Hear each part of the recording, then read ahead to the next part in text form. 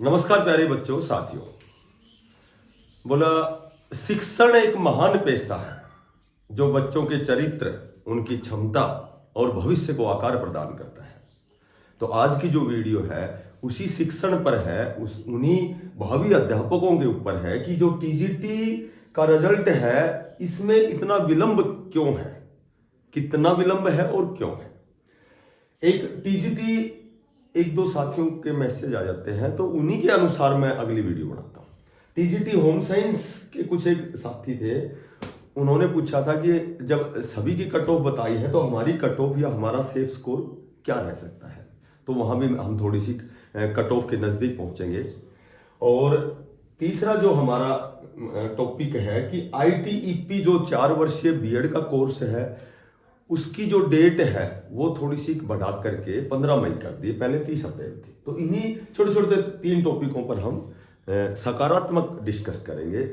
देखो सबसे पहले हम बात करते हैं कि टीजीटी का रिजल्ट। देखो इसमें तो नो डाउट कि रिजल्ट सबसे पहले टीजीटी का ही आएगा। अब इसमें विलंब कितना है और क्यों है, कितना है और क्यों है, ये मैटर जाता है 5 नंबर में। जो टीजीटी के जितने भी साथी थे जो अभी पंचकुला गए हैं पैदल जा करके, वहाँ 2-3 बार जो हमारे महाधिवक्ता है जी हैं, जो सीएम साहब हैं या फिर बात करें तो उच्चाधिकारी हैं, उनसे इनकी मंत्रणाएं हुई हैं, बैठकें हुई हैं, वार्तालाप हुए हैं। तो वो बड़ी सकारात्मक कह सकते हैं हम कि उन्होंने एक ही बात कही है कि बहुत जल्दी 5 नंबर का जो रिजर्व फैसला है वो आने वाला है और संभवतः कयास लगाए जाते हैं कि वो 5 नंबर मिलेंगे। ठीक है, और तो रिजल्ट इनका सोम से ही आएगा। तो ये जो रिजल्ट है इसमें विलंब केवल इसलिए है कि जिस दिन भी 5 नंबर का फैसला आएगा और शीघ्र आएगा, बहुत जल्दी आएगा, वो फैसला आते ही टीजीटी को जो 7471 पद है, जो साथी हैं उनको बहुत जल्दी खुशखबरी मिलेगी। उन्होंने कहा है कि हमने 95 और 100 दोनों में से रिजल्ट पहले ही निकाल रखा है, हमने बना रखा है, बिल्कुल तैयार है। और ये मामला जब ये पैदल गए हैं तो कहीं न कहीं ये कह सकते हैं कि ये मामला उच्चाधिकारियों के संज्ञान में जाता है और उन्होंने यही आश्वासन दिया है, इनको आश्वस्त किया है कि आपका जो रिजल्ट है आपने बहुत अच्छी तैयारी की है, मेहनत की है, आप भी कर रहे हो, तो आपका रिजल्ट पॉजिटिव आएगा और बहुत जल्दी शीघ्र आएगा। अब हम बात करते हैं टीजीटी होम साइंस की कट ऑफ की। तो देखो जब होम साइंस है, होम साइंस में वो मैं पहले भी मैंने बताया है कि जो कट ऑफ है वो निर्धारित होती है कि सबसे पहले तो यहाँ वैकेंसी कितनी है, ठीक है, फिर उसके बाद में भाई प्रेजेंस कितनी है। प्रेजेंस का मतलब है कि यहाँ डॉक्यूमेंट्स वेरिफिकेशन कितने कैंडिडेट का हुआ है। फिर उसके बाद जो मेन है तो इसका लेवल कैसा है, ठीक है, पेपर का लेवल कैसा है। तो अब हम बात करें कि इसमें कंपटीशन कितना है, ये भी कह सकते हो, ये भी बहुत मायने रखता है कि कंपटीशन नहीं पता होगा तो हम कट ऑफ कैसे निर्धारित करेंगे। तो अब हम बात करते हैं सबसे पहले तो इसकी जो वैकेंसी है 79 है, ठीक है, 73 + 6 हरियाणा और मेवात की लगाकर 79 है, ठीक है। प्रेजेंस या डॉक्यूमेंट्स वेरिफिकेशन हुआ है 301 बच्चों का। इसका जो लेवल है, लेवल हम बात करें या तो इसका लेवल ये आसान एग्जाम था या मॉडरेट था, बीच का था, या फिर हम बात करें कि ये डिफिकल्ट था। तो तीनों में हम बात करते हैं तो ये थोड़ा सा चर्चा 1 मिनट बाद करेंगे। पहले कंपटीशन देखते हैं कि कंपटीशन इसका 1/3 है। ऑल ओवर कंपटीशन 1/3 और 1/4 के बीच में है, ठीक है। तो 1/4 भी नहीं है और 1/3 कह सकते हैं क्योंकि कुछ एक कैंडिडेट ऐसे हैं जो अब्सेंट हो जाते हैं, कुछ एक कैंडिडेट ऐसे हैं जिनकी जो डॉक्यूमेंट्स है उसमें थोड़ी सी त्रुटियां हो जाती हैं, ठीक है। तो यहां हम 1/3 कह सकते हैं। अब हम बात करते हैं, सबसे पहले जो बात करते हैं वो ये करते हैं कि जर्नल जो है, जर्नल में टोटल 30 वैकेंसी है, टोटल 79 में से। अब जब 30 जो वैकेंसियां हैं तो यहाँ जो डीवी हुआ है जर्नल का वो लगभग 114 का हुआ है। ठीक है, तो ये एक या दो ऊपर नीचे हो सकता है। दूसरा जो बीसी ए की बात करें तो बीसी जो ए है इसमें 10 वैकेंसियां हैं होम साइंस की, और यहाँ जो डीवी हुआ है वो 38 बच्चों का हुआ है। बीसी बी की बात करें तो बीसी बी में 7 वैकेंसियां हैं और लगभग 26 बच्चों का डीवी हुआ है। एससी में 13 वैकेंसी है, 49 का डीवी हुआ है। और उसके बाद ईडब्ल्यूएस में करें तो ईडब्ल्यूएस में 8 जो है सीट है और इसमें 30 कैंडिडेटों का डॉक्यूमेंट्स वेरिफिकेशन हुआ है। और ईएसएम और पीएच की यदि बात करें तो इनकी पहले ही बात कर लेते हैं। तो ये तो ऑल क्वालिफाई है, ऑल सिलेक्शन है, इनका सभी सिलेक्ट है, तो इनकी तो बात ही मत करो। ईएसएम जो एक्स सर्विसमैन हैं और जितने भी पीडब्ल्यूडी के दिव्यांग पीएच के बच्चे हैं तो उनमें तो सीट भी कम है, शायद पीएच में तो 5 से 7 पोस्ट हैं। और ईएसएम में जहाँ तक मुझे याद है कि 12 या 13 कैंडिडेट हैं। ठीक है, तो कहने का मतलब यह है, ये तो इनको तो छोड़ दो, ये तो सभी क्लियर है। बात हम यहाँ करते हैं तो यहाँ जनरल की 30 वैकेंसी, अच्छा यहाँ एक दो ऊपर नीचे हो सकती है, ये मत मानो कि कई जैसे कमेंट्स भी कर देते हैं कि बीसीए की तो 10 नहीं है 11 है, तो इस तरह की बातें अनावश्यक करने से कोई फायदा नहीं। एक आध ऊपर नीचे मैं पहले कह रहा हूँ कि हो सकता है, लगभग तो मैंने कोशिश की है कि ओरिजिनल पीडीएफ में से मैंने ये डाटा एकत्रित किया है, मैंने उठाया है, फिर भी एक आध ऊपर नीचे हो सकती है। देखो यहाँ कंपटीशन की बात करते हैं, कंपटीशन की जो बात करते हैं तो मैंने बताया कि ऑल ओवर 1/3 है, 1/3 है, 3 बच्चों में से एक सेलेक्ट हुआ है। अब 1/4 1/3 के बीच इसलिए कह सकते हैं कि है तो वास्तव में 1/3 1/4 के बीच, बट कुछ एक बच्चे ऐसे होते हैं जिनकी जो डिप्लोमा है वहाँ भी हो सकती है दिक्कत। कई बार क्या होता है कि वेरियस प्रकार के जो एग्जाम होते हैं उधर भी निकल जाते हैं, कई बार ये भी होता है कि अब्सेंट भी हो जाते हैं बच्चे। अब सुनो, अब हम कट ऑफ की बात करेंगे, उससे पहले बात करते हैं कि जो इस एग्जाम का लेवल था, ये लेवल को मैंने 3 भागों में डिवाइड किया है। वही बात है 50 सब्जेक्ट के 50 ऑल ओवर। तो जो जहाँ टीजीटी के हर एग्जाम में जो डिफिकल्टीज है, जो कठिनाई का स्तर है, वो हम माप सकते हैं पेडागोजी से, क्योंकि पेडागोजी एक ऐसा विषय होता है कि एक तो शिक्षण विधियां होती हैं, एक वो क्या बोलते हैं पेडागोजी में क्या होता है कि इसमें जो ऑप्शन होते हैं उसमें एक या दो ऑप्शन में ऐसा संशय और संदेह होता है कि दोनों ऑप्शन हमें सही लगते हैं, तो वहां हम कहीं ना कहीं गलतियां करते हैं। तो मैंने ये बनाया है कि 40% ये एग्जाम इजी था, 40% बीच का था और ये यहाँ 20% डिफिकल्ट था। तो अब हम कट ऑफ तय करते हैं कि भाई कंपटीशन इसमें बहुत कम था। होम साइंस की जो कट ऑफ है वो सबसे कम जाएगी, इसकी सबसे कम जाएगी और एक संस्कृत की, 2 ही कट ऑफ है जो कम जाएंगी। तो अब हम यहाँ बात करें तो जो होम साइंस के कैंडिडेट हैं या एग्जाम के लेवल की बात करते हैं, तो जो पेडागोजी वाला जो स्तर है, जो 20% डिफिकल्ट बताते हैं, यहाँ मैक्सिमम बच्चा 5 से 7 मार्क्स ले सकता है, क्वेश्चन ठीक कर सकता है।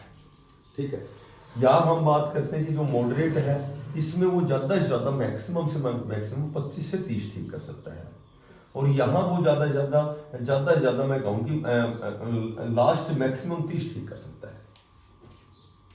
तो ये मैक्सिमम भी लगाएं हम, 35 भी लगाएं, इसको 35 भी लगाएं, इसको 30 भी लगाएं, इसको 7 भी लगाएं, तो ये 72 यानी कि 72 क्वेश्चन कैंडिडेट बहुत अच्छी तैयारी वाला इसको ठीक कर सकता है।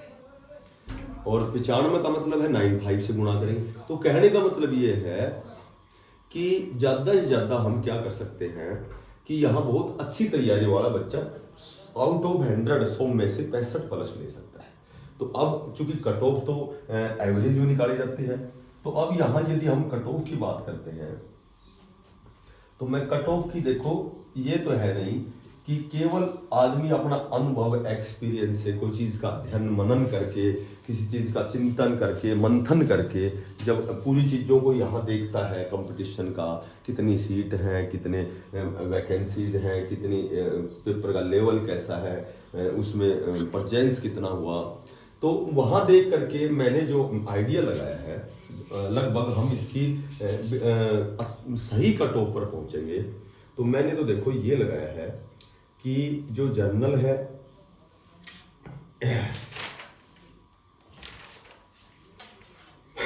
जर्नल में मैंने लगाया है कि वो बच्चा जर्नल में 57 से 60 तक पहुंचेगा।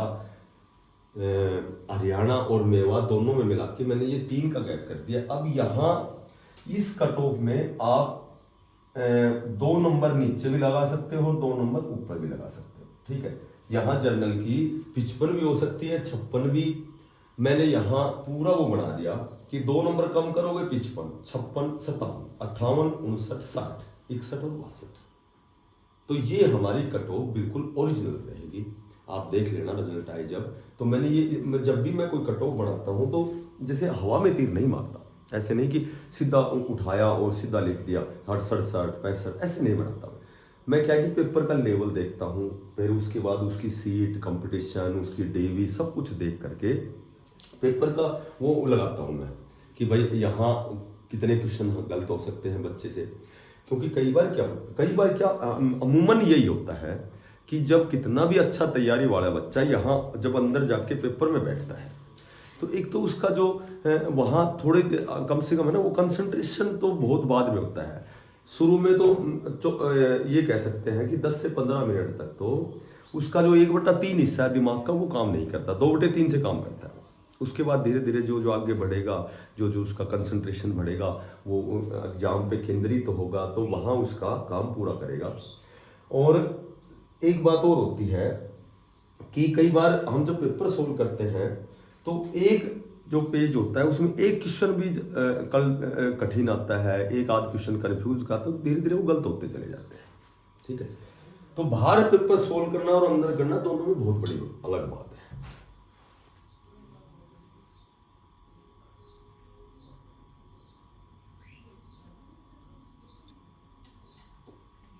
उसके बाद हम बात करें कि BCA की, तो BCA को मैंने रखा है 58 से और 61 तक रखा है। 58 से 61 भी कह सकते हो, या 56 से 58, इसको मैंने रखा है 56 से 58, वही 2 प्लस और 2 माइनस। उसके बाद जो BCB की जो 7 वैकेंसियां हैं उसको मैंने रखा है BCB में कहीं कहीं 1 नंबर ऊपर भी हो सकता है। यहाँ लगभग मैंने इनको सेम सा बना दिया है, वो 56 से 58 है।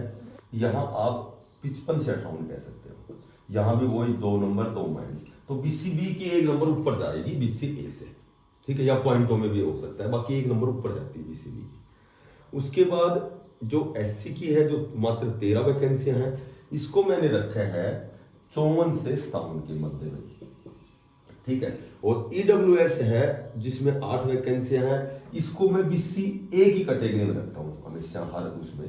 तो लगभग ये BCA और EWS लगभग बराबर से होते हैं। और जो ESM और PH है वो लगभग सारे क्लियर होंगे, सारे सेलेक्ट होंगे, ठीक है। तो ये कट ऑफ है, हम कहीं न कहीं नजदीक हैं, 1 आध नंबर ऊपर नीचे तो अलग बात है कट ऑफ तो, क्योंकि सभी का अपना खुद का ही दृष्टिकोण होता है। तो ये मैंने जो इसका निष्कर्ष निकाला है, तो होम साइंस के जो बच्चे जिन्होंने कहा था कि भाई एक बार कट ऑफ बताओ, तो यहाँ मैंने थोड़ा सा इस पे समय निकाल करके और ये बनाई है। तो ये मेरे ख्याल से सही है, आप इसको मान सकते हो। मानना और न मानना तो आप बातें नहीं है, बट मान सकते हो। उसके बाद जो तीसरी बात है, देखो जो बच्चा अध्यापक बनना चाहता है उसके लिए ये जो ITEP है, जब नई शिक्षा नीति हमारी जो 1986 से नई शिक्षा नीति लागू हुई थी, तो ITEP ये इंटीग्रेटेड टीचर एजुकेशन प्रोग्राम होता है, समेकित बोलते हैं इसको, इंटीग्रेटेड होता है हिंदी में समेकित। अब इसको समेकित क्यों बोलते हैं कि ये जो ITEP है, ये इसको पहले जो बीएड होती थी तो अब उसको 4 वर्षीय कोर्स बना दिया MD यूनिवर्सिटी के तहत। तो ये इसमें BA भी होगी आपकी और BCom भी होगी और प्लस में BEd भी होगी। तो इसको पहले तो क्या होता था, ग्रेजुएशन 3 साल की, फिर 2 साल की BEd, तो ये अलग अलग करेंगे तो 5 साल। तो ये 4 वर्षीय कोर्स है, ठीक है, 4 वर्षीय जो कोर्स है इसमें BA BCom और BEd। तो ये वही है कि जो फिलहाल HSSC के जो NTA एग्जाम लेती है, NTA नेशनल टेस्टिंग जो एजेंसी है, इसका एग्जाम 12 जून का है। तो जो बच्चा अध्यापक बनना चाहता है, जिसके सपने में ये है कि मैं अध्यापक बनूं, तो उनके लिए ये जो ITEP का जो कोर्स है, BEd का 4 वर्षीय कोर्स है, ये बड़ा अनिवार्य है और ये फायदेमंद है। तो 12 जून का एग्जाम है, NTA द्वारा दिया जाएगा। इसमें एक और जो विशेष बात ये है कि ऑल ओवर जो इसकी है 6100 वैकेंसियां हैं, तो जिसमें हरियाणा की है वो 200 वैकेंसी, यानी 200 सीट हैं वो हरियाणा के लिए नॉमिनेट हैं। 200 बच्चे ये ITEP कर सकते हैं। यहाँ जो 12 जून को एग्जाम में मेरिट के हिसाब से, कट ऑफ के हिसाब से हरियाणा के 200 बच्चे चयनित होंगे जो ये 4 वर्षीय डिप्लोमा करेंगे, ठीक है। इसमें अलग अलग की उसकी है, जैसे चंडीगढ़ की है मेरे ख्याल से 150 वैकेंसी है, पंजाब की 250 वैकेंसी है। तो इस तरह टोटल जो सीट है, जो टोटल सीट है BEd की वो 6100 है, हरियाणा की इसमें 200 है। तो हरियाणा के जो बच्चे हैं वो 200 पोस्ट पर इस कोर्स को कर सकते हैं। इसमें जो एक विशेष बात है कि पहले इसकी जो लास्ट डेट थी वो 30 अप्रैल थी और अब इसकी बढ़ा करके 15 मई कर दी। आप इसको 15 मई तक ऑनलाइन अप्लाई कर सकते हो, ठीक है। तो यही जानकारी है कि 15 मई को 11:30 बजे तक आप इस फॉर्म को भर सकते हो। तो आज की यही जानकारी थी। सभी साथियों को, बच्चों को रविवार की हृदय से शुभकामनाएं। धन्यवाद।